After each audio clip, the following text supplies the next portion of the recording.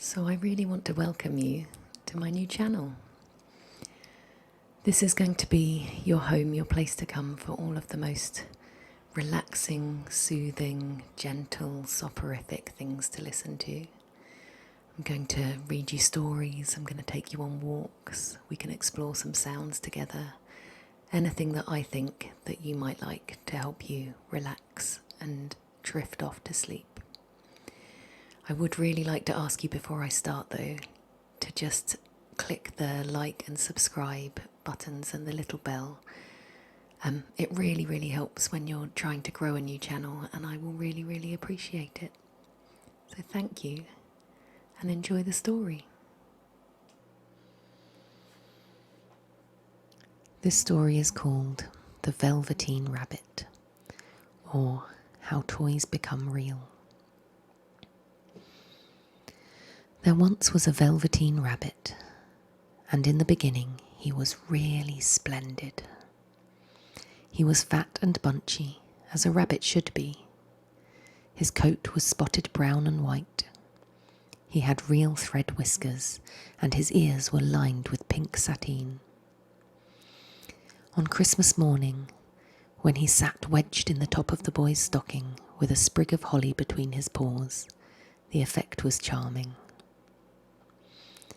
There were other things in the stocking, nuts and oranges, and a toy engine, and chocolate almonds, and a clockwork mouse. But the rabbit was quite the best of all. For at least 2 hours the boy loved him. And then aunts and uncles came to dinner, and there was a great rustling of tissue paper and unwrapping of parcels. And in the excitement of looking at all the new presents, the Velveteen Rabbit was forgotten. For a long time he lived in the toy cupboard or on the nursery floor, and no one thought very much about him. He was naturally shy, and being only made of velveteen, some of the more expensive toys quite snubbed him. The mechanical toys were very superior, and looked down upon everyone else. They were full of modern ideas and pretended they were real. The model boat, who had lived through 2 seasons and lost most of his paint, caught the tone from them and never missed an opportunity of referring to his rigging in technical terms. The rabbit could not claim to be a model of anything, for he didn't know that real rabbits existed.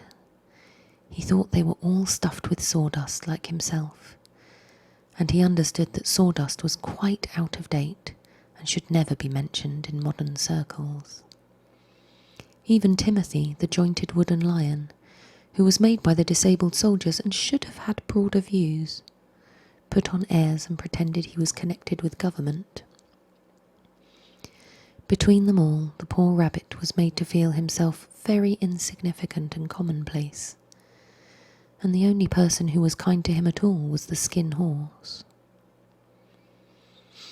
The Skin Horse had lived longer in the nursery than any of the others. He was so old that his brown coat was bald in patches and showed the seams underneath, and most of the hairs in his tail had been pulled out to string bead necklaces. He was wise, for he had seen a long succession of mechanical toys arrive to boast and swagger, and by break their mainsprings and pass away. And he knew that they were only toys, and would never turn into anything else. For nursery magic is very strange and wonderful, and only those playthings that are old and wise and experienced, like the Skin Horse, understand all about it. "What is real?" asked the rabbit one day when they were lying side by side near the nursery fender before Nana came to tidy the room. "Does it mean having things that buzz inside you and a stick-out handle?" "Real isn't how you are made," said the Skin Horse. "It's a thing that happens to you. When a child loves you for a long time, not just to play with, but really loves you, then you become real." "Does it hurt?" asked the rabbit. "Sometimes. said the Skin Horse, for he was always truthful. When you are real, you don't mind being hurt. Does it happen all at once, like being wound up? He asked. Or bit by bit? It doesn't happen all at once, said the Skin Horse. You become. It takes a long time. That's why it doesn't happen often to people who break easily, or have sharp edges, or who have to be carefully kept.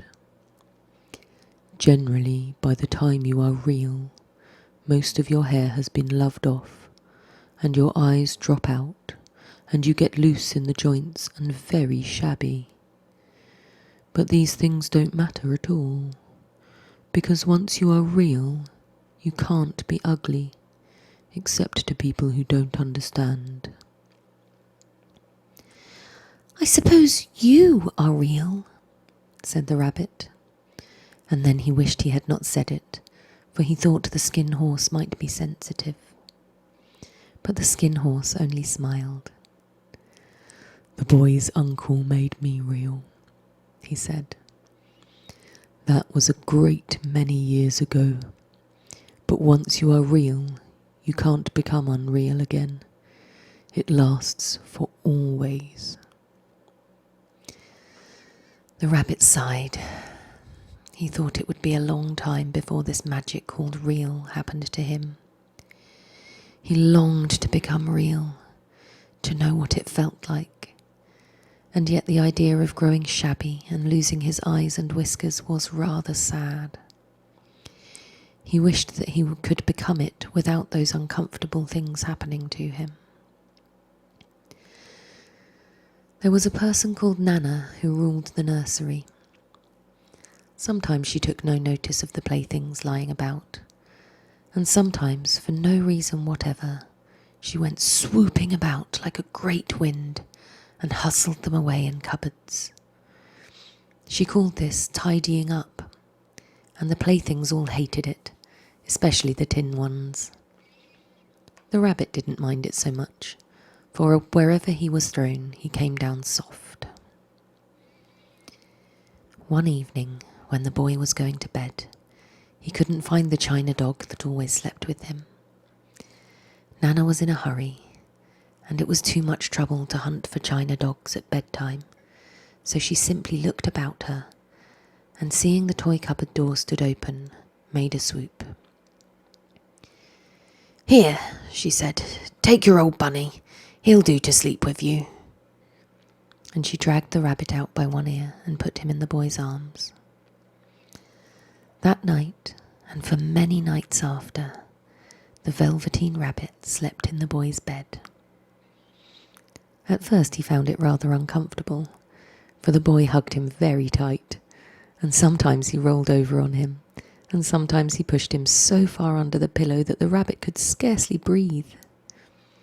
And he missed, too, those long moonlight hours in the nursery, when all the house was silent, and his talks with the Skin Horse.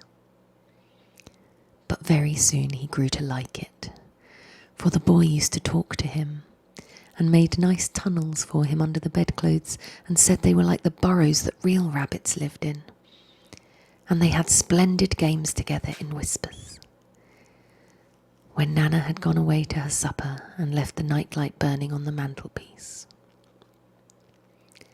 And when the boy dropped off to sleep, the Rabbit would snuggle down close under his little warm chin and dream, with the boy's hands clasped close round him all night long. And so time went on, and the little Rabbit was very happy. So happy that he never noticed how his beautiful velveteen fur was getting shabbier and shabbier, and his tail becoming unsewn, and all the pink rubbed off his nose where the boy had kissed him. Spring came, and they had long days in the garden, for wherever the boy went, the Rabbit went too. He had rides in the wheelbarrow and picnics on the grass, and lovely fairy huts built for him under the raspberry canes behind the flower border. And once, when the boy was called away suddenly to go out to tea, the rabbit was left out on the lawn until long after dusk. And Nana had to come and look for him with a candle because the boy couldn't go to sleep unless he was there. He was wet through with dew and quite earthy from diving into the burrows the boy had made for him in the flower bed. And Nana grumbled as she rubbed him off with a corner of her apron. "You must have your old bunny," she said. "Fancy all that fuss for a toy." The boy sat up in bed and stretched out his hands. "Give me my bunny," he said. "You mustn't say that. He isn't a toy. He's real." When the little rabbit heard that, he was happy, for he knew that what the skin horse had said was true at last.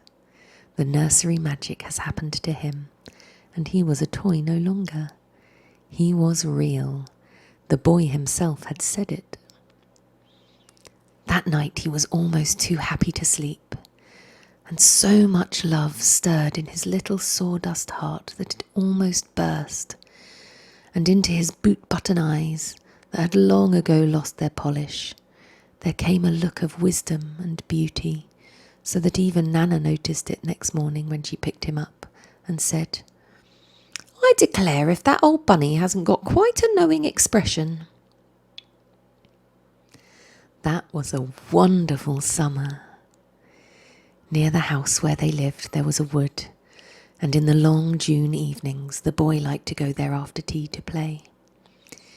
He took the Velveteen rabbit with him, and before he wandered off to pick flowers or play at brigands among the trees, he always made the rabbit a little nest somewhere among the bracken, where he would be quite cosy, for he was a kind-hearted little boy, and he liked Bunny to be comfortable. One evening, while the rabbit was lying there alone, watching the ants that ran to and fro between his velvet paws in the grass, he saw two strange beings creep out of the tall bracken near him.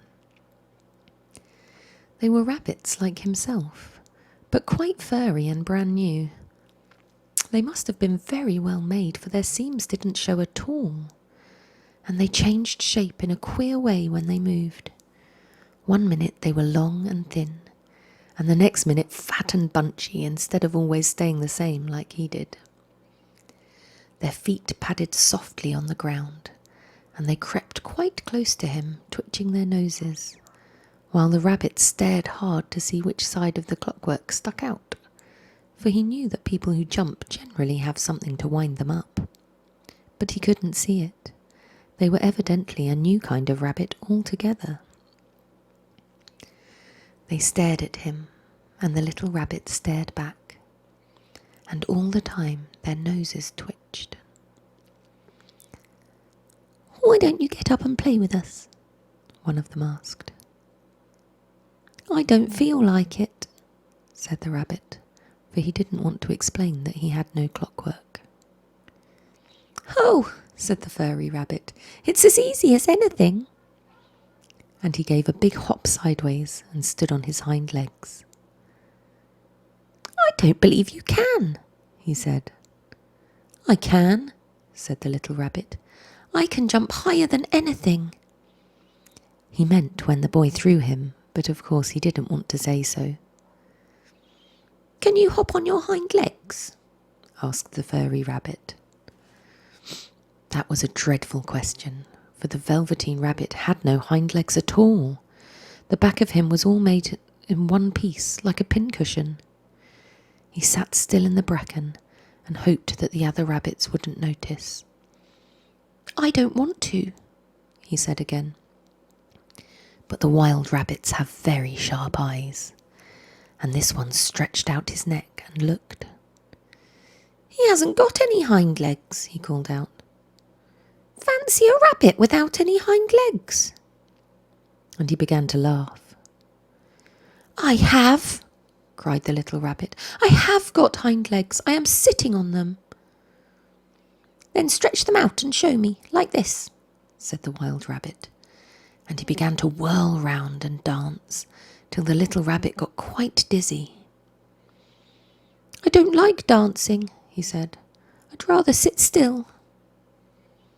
But all the while he was longing to dance, for a funny new tickly feeling ran through him, and he felt he would give anything in the world to be able to jump about like these rabbits did.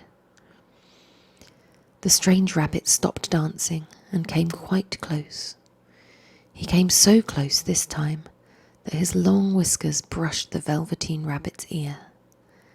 And then he wrinkled his nose suddenly, flattened his ears, and jumped backwards. "He doesn't smell right," he exclaimed. "He isn't a rabbit at all. He isn't real." "I am real," said the little rabbit. "I am real. The boy said so." And he nearly began to cry. Just then there was a sound of footsteps, and the boy ran past near them, and with a stamp of feet and a flash of white tails, the two strange rabbits disappeared. "Come back and play with me," called the little rabbit. "Oh, do come back. I know I am real." But there was no answer. Only the little ants ran to and fro, and the bracken swayed gently where two strangers had passed. The Velveteen rabbit was all alone. "Oh dear," he thought. "Why did they run away like that? Why couldn't they stop and talk to me?" For a long time he lay very still, watching the bracken and hoping that they would come back. But they never returned, and presently the sun sank lower and the little white moth fluttered out, and the boy came and carried him home. Weeks passed, and the little rabbit grew very old and shabby. But the boy loved him just as much. He loved him so hard that he loved all his whiskers off, and the pink lining to his ears turned grey, and his brown spots faded. He even began to lose his shape, and he scarcely looked like a rabbit anymore, except to the boy. To him he was always beautiful, and that was all that the little rabbit cared about. He didn't mind how he looked to other people, because the nursery magic had made him real, and when you are real, shabbiness doesn't matter. And then, one day, the boy was ill. His face grew very flushed, and he talked in his sleep, and his little body was so hot that it burned the rabbit when he held him close. Strange people came and went in the nursery, and a light burned all night, and through it all the Velveteen rabbit lay there, hidden from sight under the bedclothes, and he never stirred, for he was afraid that if they found him, someone might take him away, and he knew that the boy needed him. It was a long, weary time, for the boy was too ill to play, and the little rabbit found it rather dull with nothing to do all day long. But he snuggled down patiently and looked forward to the time when the boy would be well again, and they would go out to the garden amongst the flowers and the butterflies and play splendid games in the raspberry thicket like they used to. All sorts of delightful things he had planned. And while the boy lay half asleep, he crept up close to the pillow and whispered them in his ear. And presently the fever turned, and the boy got better. He was able to sit up in bed and look at picture books, and while the little rabbit cuddled close at his side. And one day they let him get up and dress. It was a bright sunny morning, and the windows stood wide open. They had carried the boy out onto the balcony, wrapped in a shawl, and the little rabbit lay tangled up among the bedclothes, thinking. The boy was going to the seaside tomorrow. Everything was arranged, and now it only remained to carry out the doctor's orders. They talked about it all, while the rabbit lay under the bedclothes, with just his head peeping out and listened. The room was to be disinfected, and all the books and toys that the boy had played with in bed must be burnt. "Hurrah!" thought the little rabbit. "Tomorrow we shall go to the seaside." For the boy had often talked of the seaside, and he wanted very much to see the big waves coming in, and the tiny crabs and the sand castles. Just then Nana caught sight of him. "How about this old bunny?" she asked. "That?" said the doctor. "Why, it's a mass of scarlet fever germs. Burn it at once. What nonsense! Get him a new one. He mustn't have that any more." And so the tiny rabbit was put into a sack with the old picture books and a lot of rubbish, and carried out to the end of the garden behind the fowl house. That was a fine place to make a bonfire, only the gardener was too busy just then to attend to it. He had the potatoes to dig and the green peas to gather, but next morning he promised to come quite early and burn the whole lot.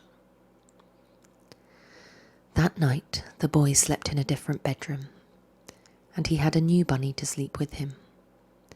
It was a splendid bunny, all white plush with real glass eyes. But the boy was too excited to care very much about it, for tomorrow he was going to the seaside, and that in itself was such a wonderful thing that he could think of nothing else.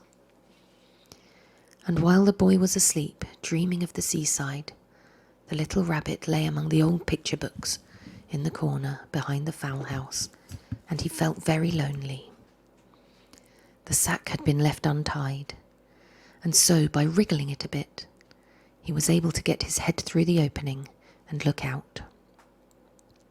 He was shivering a little, for he had always been used to sleeping in a proper bed, and by this time his coat had worn so thin and threadbare from hugging that it was no longer any protection to him. Nearby he could see the thicket of raspberry canes, growing tall and close like a tropical jungle, in whose shadow he had played with the boy in bygone mornings. He thought of those long sunlit hours in the garden, how happy they were, and a great sadness came over him. He seemed to see them all pass before him, each more beautiful than the other. The fairy huts in the flower bed, the quiet evenings in the wood when he lay in the bracken and the little ants ran over his paws. The wonderful day when he first knew that he was real. He thought of the skin horse, so wise and gentle, and all that he had told him. Of what use was it to be loved and lose one's beauty and become real if it all ended like this? And a tear, a real tear, trickled down his shabby velvet nose and fell to the ground. And then a strange thing happened. For where the tear had fallen, a flower grew out of the ground. A mysterious flower, not at all like any that grew in the garden. It had a slender green leaves, the colour of emeralds, and in the centre of the leaves a blossom like a golden cup. It was so beautiful that the little rabbit forgot to cry and just lay there watching it. And presently the blossom opened, and out of it there stepped a fairy. She was quite the loveliest fairy in the whole world. Her dress was of pearl and dewdrops, and there were flowers around her neck and in her hair, and her face was like the most perfect flower of all. And she came close to the little rabbit and gathered him up in her arms and kissed him on his velveteen nose that was all damp from crying. "Little rabbit," she said, "don't you know who I am?" The rabbit looked up at her, and it seemed to him that he had seen her face before, but he could not think where. "I am the nursery magic fairy," she said. "I take care of all the playthings that the children have loved. When they are old and worn out, and the children don't need them anymore, then I come and take them away with me and turn them into real." "Wasn't I real before?" asked the little rabbit. "You were real to the boy," the fairy said, "because he loved you. Now you shall be real to everyone." And she held the little rabbit close in her arms and flew with him into the wood. It was light now, for the moon has risen. All the forest was beautiful, and the fronds of the bracken shone like frosted silver. In the open glade between the tree trunks, the wild rabbits danced with their shadows on the velvet grass. But when they saw the fairy, they all stopped dancing and stood round in a ring to stare at her. "I've bought you a new playfellow," the fairy said. "You must be very kind to him and teach him all he needs to know in Rabbitland, for he is going to live with you forever and ever and ever." And she kissed the little rabbit again and put him down on the grass. "Run and play, little rabbit," she said. But the little rabbit sat quite still for a moment and never moved.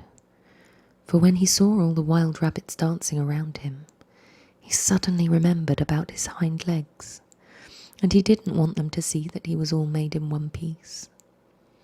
He did not know that when the fairy kissed him that last time, she had changed him altogether. And he might have sat there a long time, too shy to move, if just then something hadn't tickled his nose, and before he thought what he was doing, he lifted his hind toe to scratch it. And he found that he actually had hind legs. Instead of dingy velveteen, he had brown fur, soft and shiny. His ears twitched by themselves, and his whiskers were so long that they brushed the grass. He gave one leap, and the joy of using those hind legs was so great that he went springing about the turf on them, jumping sideways and whirling around as the others did. And he grew so excited that when at last he did stop to look for the fairy, she had gone. He was a real rabbit at last, at home with the other rabbits. Autumn passed, and winter, and in the spring, when the days grew warm and sunny, the boy went out to play in the wood behind the house. And while he was playing, 2 rabbits crept out from the bracken and peeped at him. One of them was brown all over, but the other had strange markings under his fur, as though long ago he had been spotted, and the spots still showed through. And about his little soft nose and his round black eyes there was something so familiar, so that the boy thought to himself, "Why, he looks just like my old bunny that was lost when I had scarlet fever." But he never knew that it really was his own bunny, come back to look at the child who had first helped him to be real.